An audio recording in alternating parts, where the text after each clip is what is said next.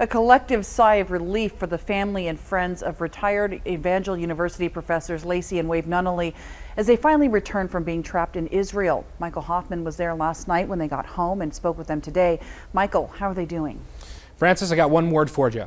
Exhaustion. They are exhausted after the emotional turmoil coupled with more than 70 straight hours of travel. They are relieved to finally be at home and in the arms of their loving family and friends, as you just saw, but they're also torn between those two feelings. The feelings of sadness leaving a place that has become a second home for them, full of their close friends that they are now calling family.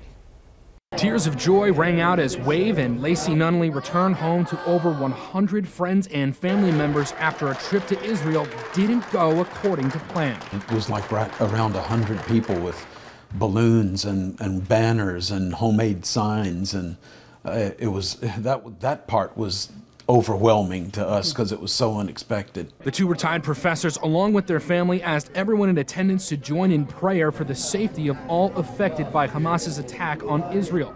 Wave says he and his wife moved to Israel in the 80s during a different conflict, so he could get his graduate degree in Hebrew.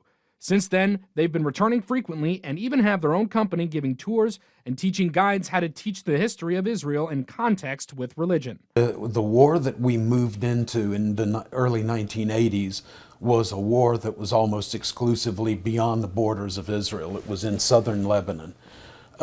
This we have never seen, never experienced, no.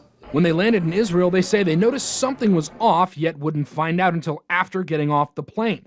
That's when they came to terms with just how bad it really was. And it kept getting worse and worse, and more information was coming to light about the incredible brutality and murder that was being committed by Hamas on American citizens as well as Israeli. They realized they needed to get home, however difficult that may be. The way that we live our lives is that we run into the fire, we don't run away from the fire. And so it was really contradictory to our core belief system and the way that we're made to leave Israel. The traumatic nature of the experience is something that they say they're still coming to terms with. But they say this experience hasn't deterred their desire to return and help. We will never stop.